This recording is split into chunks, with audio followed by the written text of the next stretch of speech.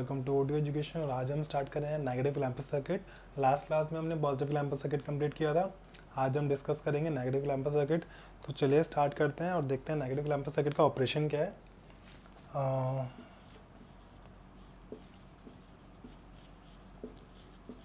Negative clamper circuit, तो basically आप सबको ये तो पता ही होगा नेगेटिव क्लैंपर सर्किट करता है क्या। पॉजिटिव क्लैंपर सर्किट में मैंने दोनों की डेफिनेशन बताई थी।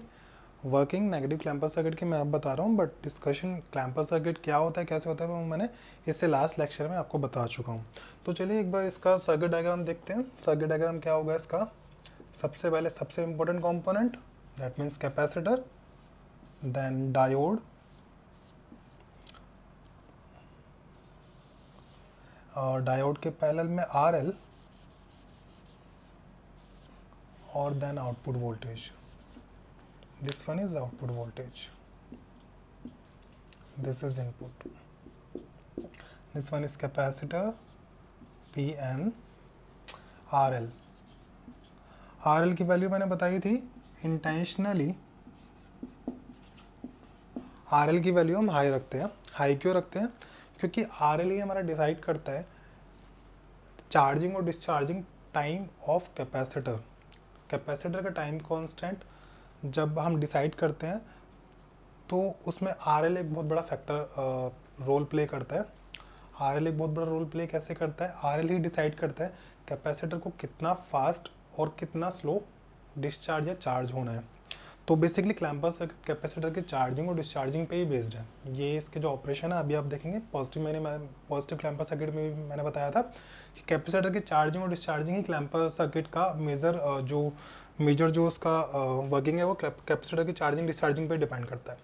तो देखो नेगेटिव क्लैंपर सर्किट करता है कि एक बार फिर से बता देता हूँ। नेगेटिव क्लैंपर सर्किट करेगा कि जो इनपुट पे इसको कोई साइनसॉइडल वेवफॉर्म देंगे, ये उसको नेगेटिव डायरेक्शन में क्लैंप कर देगा। क्लैंप कर देगा मतलब जीरो रेफरेंस लेवल जो जीरो एक्सिस है, एक्स एक्सिस है, उससे नीचे की तरफ ये उसको शिफ्ट कर देगा। Negative clamper circuit zero axis से नीचे की तरफ शिफ्ट कर देगा। Positive clamper circuit zero axis से ऊपर की तरफ शिफ्ट कर देगा। क्लैंपर सर्किट का सीधा सीधा मतलब यही होता है। दूसरी बात क्या थी, क्लैंपर सर्किट में पीक टू पीक वैल्यू किसी भी वेवफॉर्म की चेंज नहीं होती है। चलिए इसका ऑपरेशन डिस्कस कर लेते हैं। ऑपरेशन डिस्कस करने से पहले हमें इसको एक इनपुट देना पड़ेगा जो कि एक साइनसॉइडल सिग्नल होगा। यहाँ पर मैं साइनसॉइडल सिग्नल लिख देता हूँ।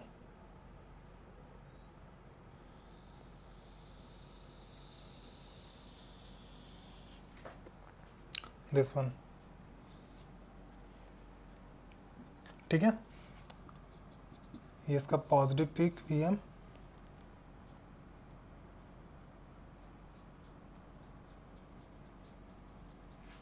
Negative peak negative VM sine omega T. अब देखो इनपुट साइकिल को, इनपुट वेवफॉर्म को हम 4 पार्ट में डिवाइड कर लेते हैं सो दैट हम इसको मोड्स में स्टडी कर पाएँ। डिफरेंट पार्ट में डिवाइड करके स्टडी कर लेंगे। पहला होगा 0 से T/4, then T/4 to T/2, T/2 to 3T/4 and 3T/2 4 to T। तो हम मोड 1 डिस्कस करते हैं। मोड 1 में क्या होगा, जब हमारा इनपुट, ये मैंने इनपुट वेवफॉर्म है जो मैं सर्किट के इनपुट पे दे रहा हूँ, जब मेरा इनपुट 0 से T/4 के बीच होगा तब हम इसको स्टडी करेंगे। तो मोड 1 के लिए हम इसको स्टडी करते हैं। मोड 1,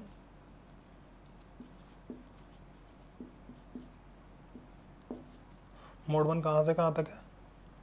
0 से T/4 तक, ठीक है। 0 से T/4 तक इसको स्टडी करते हैं। अब देखो यहाँ पर ये मेरा इनपुट का पॉजिटिव है। कैपेसिटर इनिशियली अनचार्ज है। कैपेसिटर के इनिशियली अनचार्ज का मतलब उसके पास जीरो वोल्टेज है। तो जीरो वोल्टेज मैंने कैपेसिटर को दे दी, ठीक है। अब देखो RL के अक्रॉस कौन सा वोल्टेज ड्रॉप है? आउटपुट। आउटपुट वोल्टेज वही वोल्टेज है जो RL के अक्रॉस है। यहाँ पर RL के अक्रॉस V आउटपुट है और V आउटपुट ही यहाँ पर है। डायोड के अक्रॉस भी V आउटपुट वोल्टेज है। अब मैं इसमें देखूं, अगर मैं इस लूप में KVL लगाऊं तो क्या होगा? यहाँ से देखो V input minus V plus 0 then plus output equals to 0। That means output equals to input initial zero, इस ड्यूरेशन की बात कर रहा हूँ। इनिशियली मेरे पास वोल्टेज जो है कैपेसिटर का जीरो होगा, आउटपुट इक्वल्स टू इनपुट आ रहा है। इसका मतलब क्या है, अगर मेरा इनपुट पॉजिटिव है तो आउटपुट भी पॉजिटिव होगा, इनपुट पॉजिटिव है तो आउटपुट भी पॉजिटिव होगा, इतना कंफर्म है। मेरा इनपुट पॉजिटिव है, आउटपुट भी पॉजिटिव होगा। आउटपुट पॉजिटिव का मतलब पी के पास पॉजिटिव, एन के पास नेगेटिव, नेगेटिव से कनेक्टेड है। इसका मतलब क्या, ये हमें क्या शो कर रहा है कि जो मेरा डायोड है वो शॉर्ट सर्किट है। डायोड इनिशियल ही शॉर्ट सर्किट हो गया, क्यों? पी के पास हायर पोटेंशियल आ गया इनिशियली ही 0 से T/4 के बीच, और एन के पास लोअर पोटेंशियल आ गया, तो डायोड मेरा शॉर्ट सर्किट कर गया। ये मेरे को इंडिकेट करता है जो मेरा डायोड है वो शॉर्ट सर्किट है। डायोड को शॉर्ट सर्किट करके इस डायग्राम को अगर मैं दोबारा से एक बार ड्रॉ करूं तो कुछ ऐसा बन जाएगा। ये देखो इधर,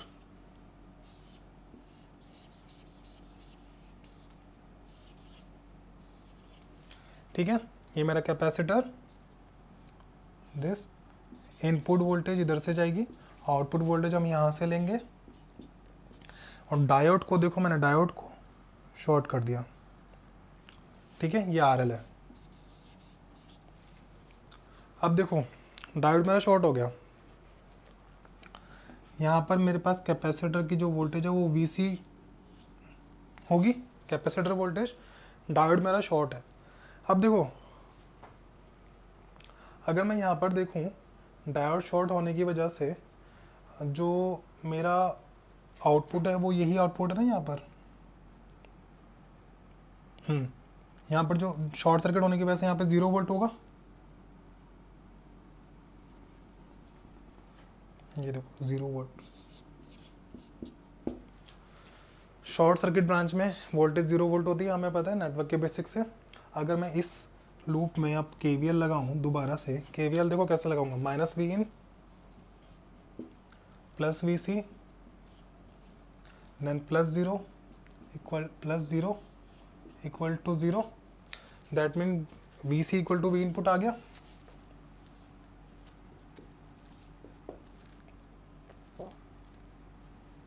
किस ड्यूरेशन की बात हो रही है ये?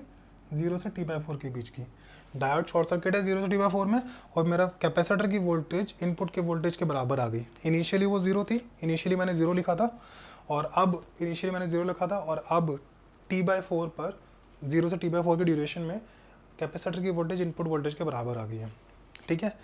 यहाँ पर अगर हम देखें इस कैपेसिटर का टाउ की वैल्यू क्या होगी, टाउ मतलब टाइम कांस्टेंट, टाउ होता है RC।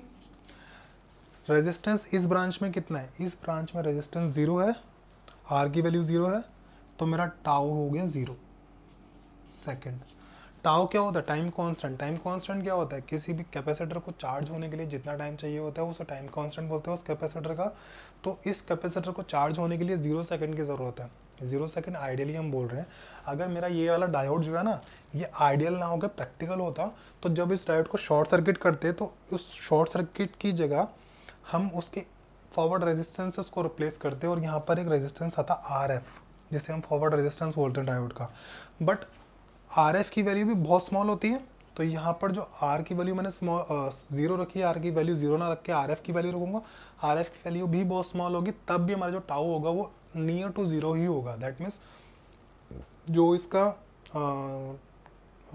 टाइम कांस्टेंट होगा वो बहुत स्मॉल होगा, बहुत छोटा होगा।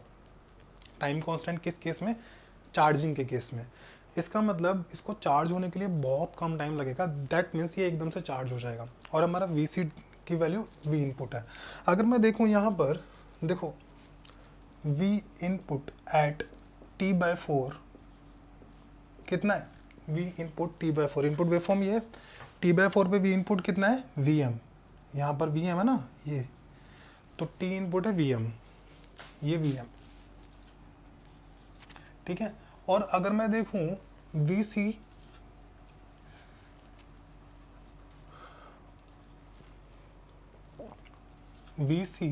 एट T/4 पे कितना है, दिख रहा है आपको, यहाँ पे शायद नहीं दिखेगा, नीचे कर देता हूँ। देखो VC एट T/4 कितना है, जब v इनपुट t/4 पे जितना होगा vc भी t/4 पे उतना ही होगा, क्योंकि vc equal to v input है, तो vc t/4 पर भी vm होगा। दैट मीन्स इस पोजीशन पे कैपेसिटर के पास vm वैल्यू है, ठीक है, vm वैल्यू है। अब जरा ना एक वैसे पहले जनरल केस ले लेते हैं, जनरली आपको बता देता हूँ। देखो यहाँ से जब इनपुट वेवफॉर्म नीचे आएगी, यहाँ पर vm है, यहाँ पर vm है इस पॉइंट पर, जैसे ही वेवफॉर्म अब नीचे आना स्टार्ट करेगी उसकी वैल्यू vm से कम होगी। अगर मैं देखूँ v input at t/4 plus, t/4 plus कौन सा टाइम है, t/4 प्लस वाला टाइम है जो t/4 से जस्ट थोड़ा सा आगे, तो जस्ट थोड़ा सा आगे t/4 पे जो भी वैल्यू होगी वो vm से छोटी होगी, लेस देन vm। इनपुट की कोई भी वैल्यू जो भी होगी वो t/4 से थोड़ा सा आगे छोटी ही होगी vm से, क्योंकि वेवफॉर्म ऐसे नीचे की तरफ आ रही है ना, ठीक है। लेकिन जो हमारा vc t/4 प्लस होगा वो vm से कम नहीं होगा, वो तो vm ही होगा। क्यों? Capacitor sudden change of voltage को अपोज करता है। कैपेसिटर का ये नेचर है, सडन चेंज ऑफ वोल्टेज को अपोज करता है। तो vc t/4 पर जो वैल्यू थी vc t/4 प्लस पर भी वही वैल्यू रहेगी कैपेसिटर की vm। अब देखो इनपुट की वैल्यू vm से कम हो गई है बट कैपेसिटर की वैल्यू vm ही है। अगर इसको नंबर से समझे हम, तो मैं मान लूँ अगर मेरा v input 10 sin omega t है, तो यहाँ पर मेरा 10 वोल्ट हो गया। इस पॉइंट पर जहाँ पर t+4 के पॉइंट पर यहाँ पर मेरा 9.9 वोल्ट हो गया, ठीक है। v इनपुट क्या नाम है, इनपुट t/4 प्लस पर 9.9 है, vc t/4 पर 9.9 नहीं होगा, vc t/4 पर 10 वोल्ट ही होगा अगर नंबरिंग से देखें तो। इस केस में अगर मैं इस डायग्राम को दोबारा बनाऊं, यहाँ पर देखो ये कैपेसिटर, ये diode,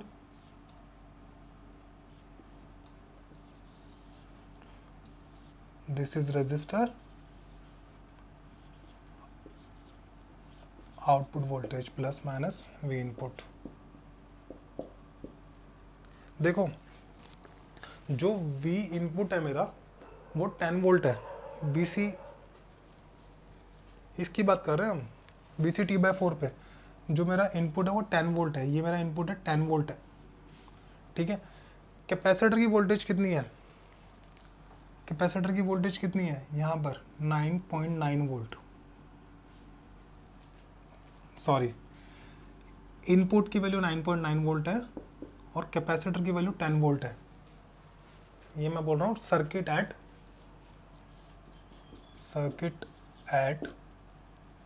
t/4 plus, t/4 plus पर सर्किट जो होगा वो ये होगा, इनपुट की वैल्यू 9.9 होगी, कैपेसिटर की वैल्यू 10 वोल्ट ही होगी, क्योंकि capacitor sudden change of voltage को अपोज करेगा। इस पोजीशन पर इनपुट की वैल्यू 9.9 है बट कैपेसिटर की वैल्यू 10 वोल्ट ही है, ठीक है। और आउटपुट की वैल्यू यहाँ पर आ जाएगी, ठीक है। डायोड मेरा ये है। अगर मैं यहाँ पर देखूँ इस केस में मैं KVL लगाऊं, -9.9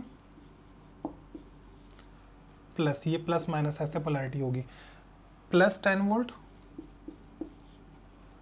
प्लस आउटपुट V आउटपुट वही है ना जो यहाँ पर भी V आउटपुट है, ये भी V आउटपुट है, equal to 0। V output equals to -10 plus 9.9 कितना आ जाएगा, -0.1। V आउटपुट मेरा -0.1 आ रहा है।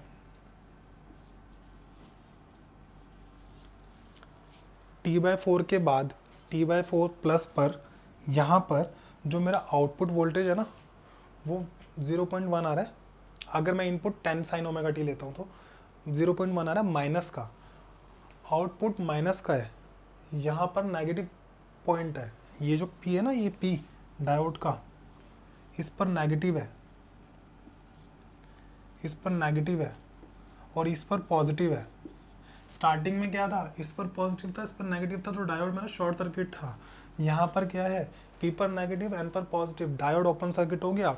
T/4 के जस्ट बाद डायोड ओपन सर्किट हो गया। स्टार्टिंग में डायोड ऑफ था, कैपेसिटर चार्ज हुआ Vm तक, कैपेसिटर के पास Vm वैल्यू आ गई। जैसे ही T/4 से इनपुट वेवफॉर्म थोड़ा सा आगे बढ़ी, डायोड हो गया ऑफ, डायोड हो गया ऑफ। कैसे हुआ, ये पूरा प्रोसीजर मैंने बताया। डायोड ऑफ हो गया, ये ओपन सर्किट हो गया। कैपेसिटर के पास अभी भी Vm वैल्यू है, दैट मीन्स मैक्सिमम वैल्यू, जो कि हमने नंबर अगर अज्यूम किया तो 10 वोल्ट है। डायोड मेरा ऑफ हो गया। इसको एक और सर्किट बना देते हैं।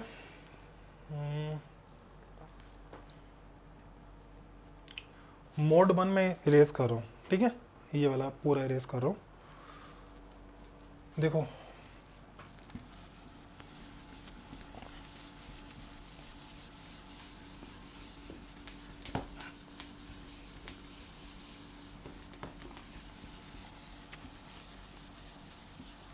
ये देखो, अगर मैं सर्किट डायग्राम दोबारा बनाऊं, यहाँ पर ये कैपेसिटर, ये डायोड,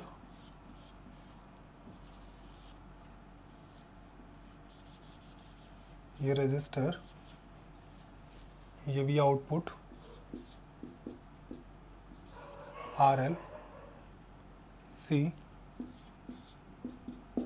V इनपुट। डायोड मेरा हो गया ऑफ, ठीक है, डायोड ऑफ हो गया। डायोड ऑफ होने के बाद मैं इसमें दोबारा से KVL लगाऊं एक बार।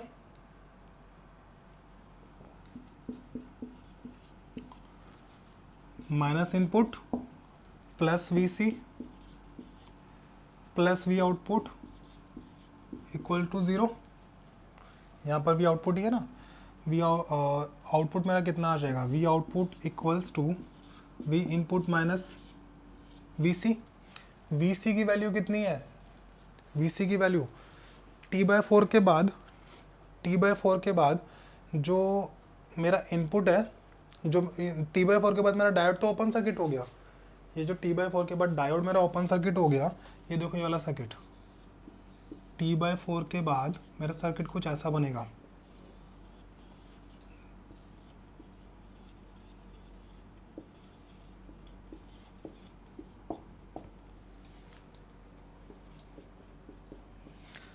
T/4 के बाद डायोड मेरा ओपन सर्किट हो गया, ठीक है। डायोड ओपन सर्किट होते ही यहाँ पर VC की वैल्यू कितनी थी, Vm, मैक्सिमम वैल्यू VC की Vm थी ना। T/4 पे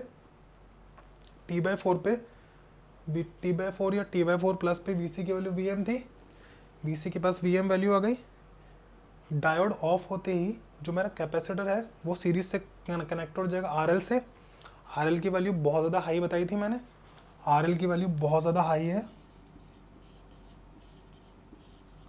टाउ क्या होगा मेरा, tau C, that means time constant of capacitor RL into C। RL की वैल्यू बहुत ज़्यादा हाई है, इसलिए जो टाइम कांस्टेंट है उसकी वैल्यू भी बहुत ज़्यादा हाई होगी, टाउ C की वैल्यू भी बहुत ज़्यादा हाई होगी। इसका मतलब क्या है, कैपेसिटर चार्ज तो हो गया, बट कैपेसिटर को डिस्चार्ज होने के लिए बहुत ज़्यादा टाइम लगेगा। पॉजिटिव क्लिपर सर्किट में मैंने बताया था कि डिस्चार्ज होने के लिए 100 मिलीसेकंड चाहिए कैपेसिटर को, और इनपुट वेवफॉर्म की जो ड्यूरेशन होती है वो हमारी कितनी बढ़ रही थी, 20 मिलीसेकंड। 20 मिलीसेकंड में तो दूसरी इनपुट वेवफॉर्म स्टार्ट हो जाएगी। अगर फ्रिक्वेंसी 50 हर्ट्ज है तो छोड़ो, दिमाग मत लगाओ उधर, इधर देखो। टाउ का मतलब ज़्यादा होने का मतलब कैपेसिटर का डिस्चार्जिंग टाइम जो है वो बहुत ज़्यादा हो गया, कैपेसिटर डिस्चार्ज हो ही नहीं पाएगा। डायोड ओपन सर्किट हो गया, RL की वैल्यू बहुत ज़्यादा हाई है, कैपेसिटर डिस्चार्ज नहीं होगा। कैपेसिटर के पास जो वैल्यू है वो क्या रुक जाएगी, Vm। कैपेसिटर की वैल्यू Vm कांस्टेंट रहेगी T/4 के बाद। T/4 के बाद इस पूरे ड्यूरेशन में डायोड जो है मेरा वो ऑफ हो जाएगा। डायोड ऑफ होने के साथ साथ कैपेसिटर की वैल्यू Vm फिक्स हो जाएगी हमेशा के लिए। यही मैंने यहाँ पर बताया। जो कैपेसिटर की वैल्यू है VC वो Vm है, तो मेरा आउटपुट जो है V इनपुट माइनस Vm हो जाएगा। और ये ही मेरी इक्वेशन है नेगेटिव क्लिपर सर्किट की, सो नेगेटिव क्लैम्पर सर्किट की। नेगेटिव क्लैम्पर सर्किट क्या करता है, किसी भी इनपुट वेवफॉर्म में एक नेगेटिव डीसी वैल्यू ऐड करता है। नेगेटिव डीसी वैल्यू कौन सी ऐड कर रहा है इसमें, -Vm। पॉजिटिव क्लैम्पर सर्किट क्या करता है, पॉजिटिव क्लैम्पर सर्किट का आउटपुट क्या होगा, v output is equal to v input plus v m. Negative clamper circuit का आउटपुट क्या होगा, v output is equal to v in -Vm। ठीक है, एक बार इसको नोट कीजिए।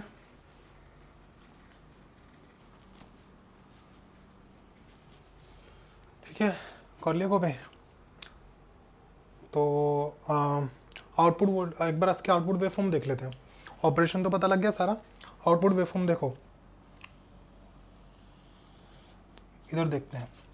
ये मेरा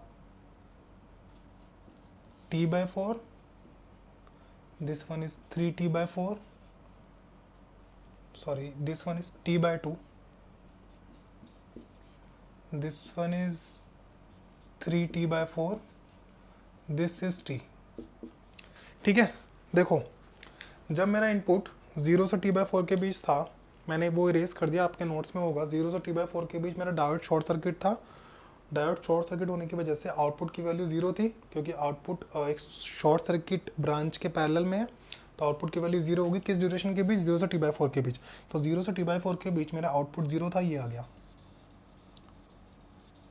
ठीक है, T/4 के बाद मेरा आउटपुट ये होगा, ये जो आउटपुट है ना, ये T/4 के बाद पूरी ड्यूरेशन के लिए। अब इसके आगे चाहे इनपुट वेवफॉर्म में कोई भी चेंजेस आए, आउटपुट मेरा यही रहेगा। क्यों, T/4 के बाद डायोड मेरा ओपन हो जाएगा। डायोड ओपन हो जाएगा तो जो कैपेसिटर है वो डिस्चार्ज नहीं हो पाएगा, उसके पास मैक्सिमम वैल्यू Vm रिटेन रहेगी, उतनी की उतनी।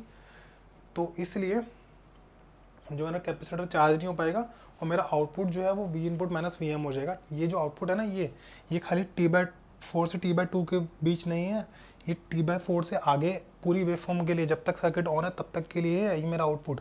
तो T/4 के बाद T/4 के बाद मेरा output V input minus Vm हो जाएगा। मैं यहाँ पर लिखता हूँ V आउटपुट मेरा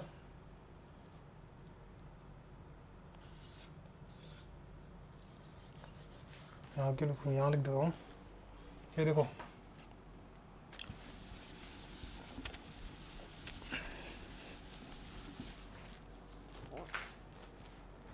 T/4 के बाद V output V input minus Vm हो जाएगा ये। अब देखो T/4 पर V इनपुट कितना है, Vm। T/4 पर V इनपुट Vm है, Vm minus Vm equal to 0। That means यहाँ पर आउटपुट 0 हो जाएगा। T/2 पर देखो, T/2 पर V इनपुट कितना है, 0।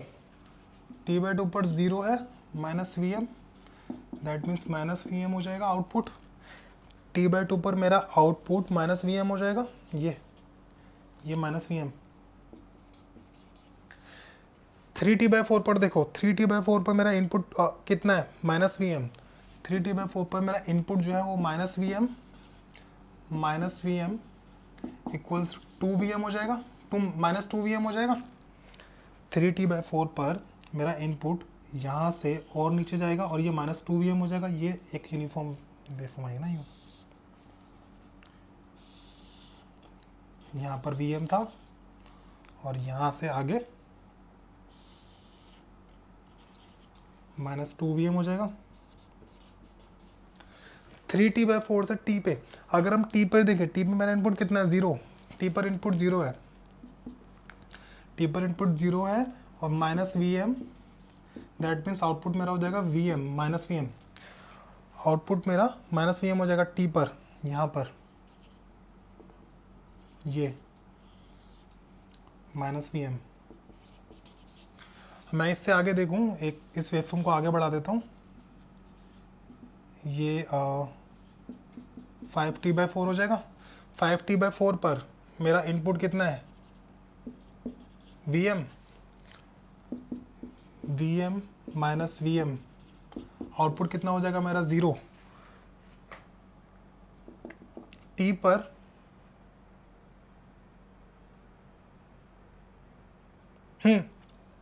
3t/4, टी पर मेरा 0 है और टी पर 0 है, और आगे अगर 5t/4 पर देखो वी एम है तो आउटपुट मेरा 0 हो जाएगा। यहाँ से आगे मेरा आउटपुट यहाँ पर ये मेरा पॉइंट 5t/4 है।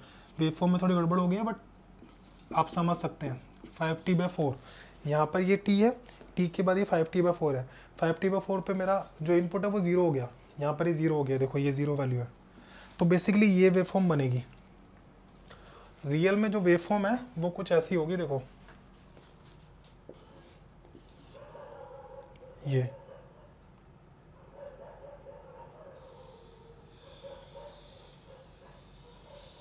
ठीक है, पूरी इनपुट वेवफॉर्म नीचे क्लैंप हो गई। ये जो वेवफॉर्म बन रही है ना आपकी, ये वाली वेवफॉर्म है, ये यहाँ से यहाँ तक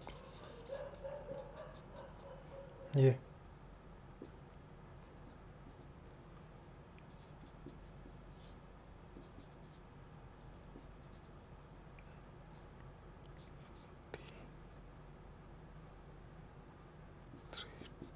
t/4 t/2 t/4 ये इतनी ड्यूरेशन बताइए मैंने ये आपको। आउटपुट में कभी भी ये नहीं बताएंगे आपको, ये आउटपुट वेवफॉर्म नहीं है, आउटपुट वेवफॉर्म यही है। ये आउटपुट वेवफॉर्म कैसे आई आउटपुट वेवफॉर्म ये वाली, ये नेगेटिव एक साइकिल के मैंने आपको बताया। बाकी इससे आगे चलोगे ना तो आपके पास पूरी वेवफॉर्म ऐसे ही मिलेगी। ये वाला कन्वेंशन फॉलो करोगे, output is equal to v input minus v m, ये वाला कन्वेंशन फॉलो करोगे। इससे आगे ये इसके बाद दोबारा ऐसे जाएगी और ऐसे आपकी वेवफॉर्म बनेगी एक इस टाइप की जो हमें बताता है कि इनपुट वेवफॉर्म को नीचे क्लिप कर रहा है क्लैंपर। बहुत डिटेल डिस्कशन है ये। इसको समझने के बाद अब मेरे को नहीं लगता कि नेगेटिव क्लैंपर सर्किट का कोई भी क्वेश्चन आपसे छूटेगा, क्योंकि इतना डिटेल में अगर आपको पता है ना तो आपको देख के ही पता लग जाएगा कि आउटपुट क्या होने वाला है। बस आइडिया इतना क्लियर होना चाहिए, कब डायोड ऑन कब डायोड ऑफ, ये कैसे हो रहा है। और ये बस एक बार पढ़ने की ज़रूरत होती है, ये नहीं कि आपको हर बार पढ़ना पड़ेगा। एक बार मैंने कंसेप्ट बता दिया, कंसेप्ट समझ आ गया, आप सीधा न्यूमेरिकल में जब आप आओगे तो आपको देख के पता होगा कि ये काम क्या कर रहा है, कैसे काम कर रहा है, ऐसे काम कर रहा है। तो कोई भी कितना भी उसमें कंसेप्चुअल आपको कितनी भी डिफ़िकल्ट चीज़ दे दे, कितना भी डिफिकल्ट न्यूमेरिकल दे दे, आपको इजीली सॉल्व हो जाएगा। क्यों? बेसिक्स अंदर के इंटरनल चीज़ें पता है आपको, कैसे ये वेवफॉर्म बन कैसे रही है ये पता है आपको। अब तो क्लैंपर सर्किट में अब इससे ज़्यादा कुछ कोई और बता नहीं सकता। मेरे को नहीं लगता कि इससे ज़्यादा डिटेल में कुछ है क्लैंपर सर्किट में। जितनी डिटेल थी वो इतनी ही है। क्लैंपर सर्किट को इससे ज़्यादा पढ़ने की ज़रूरत है ही नहीं गेट के लिए। पीएचडी करनी है तो बात अलग है। गेट में जितना मैंने क्लैंपर सर्किट बताया ये मोर देन सफिशिएंट है। जितने भी क्वेश्चन बनेंगे क्लैंपर सर्किट में इससे ही बन जाएंगे। इसमें एक दो कंसेप्ट और ऐड कर देंगे नेटवर्क के इधर उधर के, तो थोड़ा डिफिकल्ट बन जाएगा। बाकी इस क्लैंपर सर्किट में इससे ज़्यादा डिफिकल्ट, इससे ज़्यादा डिटेल में नहीं हो सकता। जितना डिटेल में मैंने बताया आपको इतना ही है। अगर आपको ये पूरा समझ आया तो क्लैंपर सर्किट का सर्किट देख के ही आपको पता लग जाएगा कि आउटपुट क्या होने वाला है। देख के ही पता लग जाएगा, मतलब आपको पता होगा कि ऐसे ऐसे वर्क करेगा, ये आउटपुट इस टाइम पे इतना होगा, तो आप देख के टिक लगा सकते हैं आंसर को। जिस क्वेश्चन में 2 से 3 मिनट लगेंगे आपको सॉल्व करने के लिए, उस क्वेश्चन को देख के ही आप 5 से 6 सेकंड में वो टिक हो जाएगा। कहने का मतलब ये है कि इतना डिटेल में पढ़ने का एक बार ही पढ़ना पड़ता है आपको, ये पूरा एक बार ही पढ़ना है आपको, दोबारा बार ये इतना डिटेल में नहीं पढ़ना है। आपको पता चल गया क्लैंपर सर्किट काम कैसे करता है, बस इसके बाद न्यूमेरिकल पे आ जाएंगे। जब न्यूमेरिकल करेंगे तब मैं बताऊँगा इसका कितना फ़ायदा होगा। ठीक है, तो ये मेरा नेगेटिव क्लैंपर सर्किट मैंने ख़त्म कर दिया। इसके बाद हम क्या रहता है, पीक डिटेक्टर सर्किट रहते हैं, उनके लिए क्लास हो लेंगे। उसके बाद हमारा फिर हमारा ख़त्म हो जाएगा। फिर हम ओप एम्प पे आते हैं, दैट मीन्स मॉड्यूल 2 स्टार्ट करेंगे। मॉड्यूल में हमारा ख़त्म हो जाएगा। इसके बाद नेगेटिव और पॉजिटिव पीक डिटेक्टर सर्किट करते हैं, और उसके बाद फिर मॉड्यूल सेकंड स्टार्ट करते हैं। मॉड्यूल 1 में इतना ही था, तो इस चीज़ को आप रिवाइज़ कीजिए अच्छे से और प्रीवियस ईयर क्वेश्चंस लगाइए और देखते रहिए। चलो मिलते हैं नेक्स्ट क्लास में, बाय, टेक केयर।